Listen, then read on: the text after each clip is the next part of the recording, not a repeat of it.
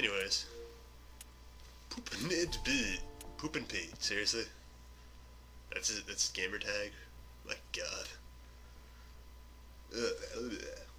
Vomit inducing. Okay, yeah, you know what, let's talk about creative gamer tags then. Fuck it, I'm really gonna go with that.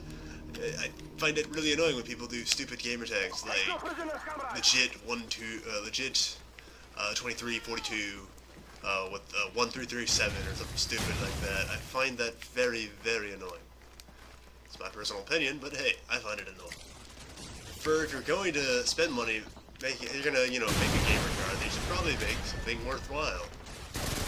Damn it, he got me with this submachine gun. Close quarters, I should have known.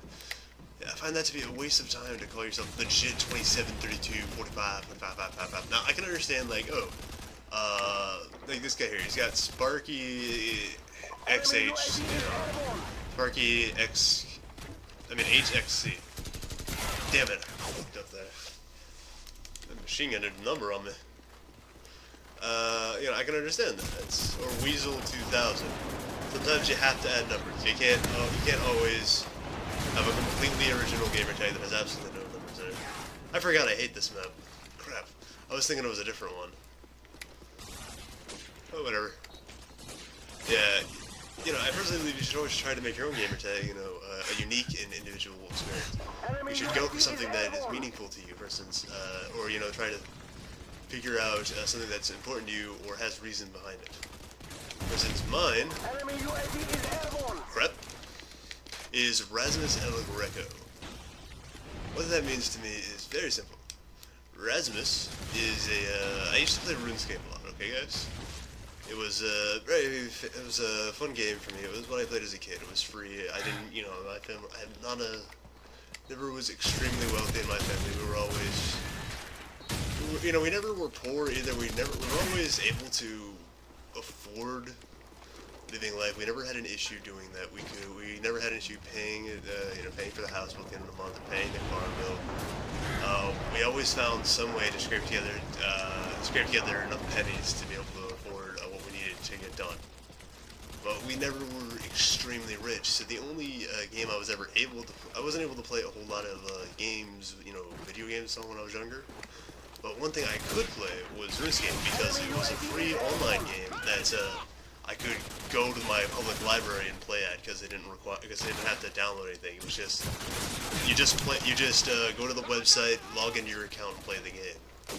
So in other words, I could play that game in the public library. It wasn't an issue. It was fun, free, and so on, which I really liked. It was an amazing game, but it was a great game, and it was something I could do.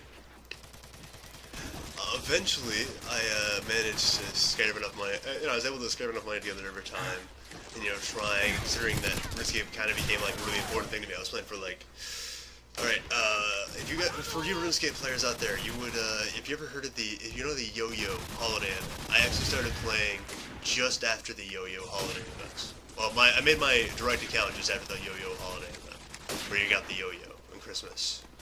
I made it just after that, but the first time I ever played the game was just before that event, and I just didn't know about the holiday event, so I was unable to get it. First time I ever really played the game.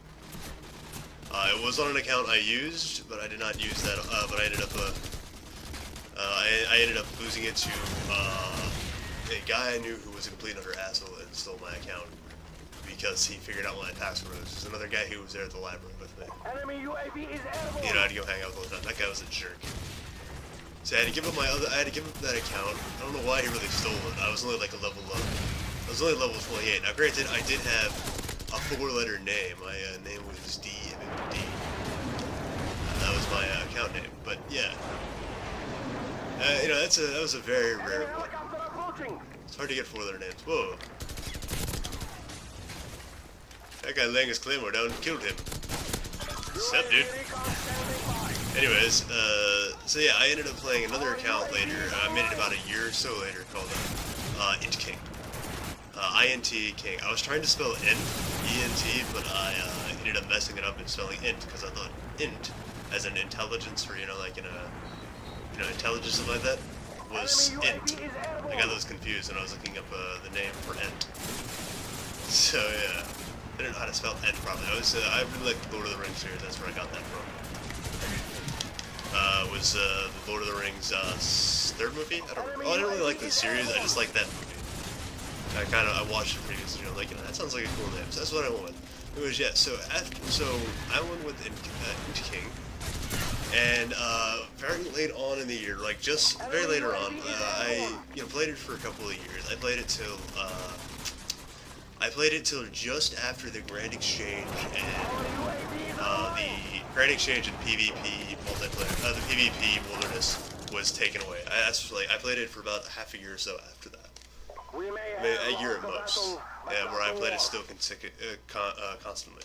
Eventually, I just ended up giving up and not playing it because I just kind of felt it bored. It just kind of bored me, especially considering that you could just go to the Grand Exchange and buy everything. It just bored the heck out of me. So, as a result of that, I left. I stopped playing RuneScape, but a little while back, a little while after that, I still would come back on for the holidays and do those holiday events, and I'd occasionally play randomly. But they had a holiday event where you got to meet, where your character met Jack Frost, who was just a punk teenage annoying kid. Yeah, I don't really like to so much. Although it's a punk teenage annoying kid, and what you had to do to save him was you had to like protect him or do something with him. I don't remember exactly. You had to get like this ice necklace with spikes on it, and when you had this little ice necklace during the holiday event, you could summon a little snow imp or ice imp or whatever it was called. And yeah. I'm gonna wait till the next game. Yeah, the Ice Imp. His name was Rasmus. It was named Rasmus. That's why I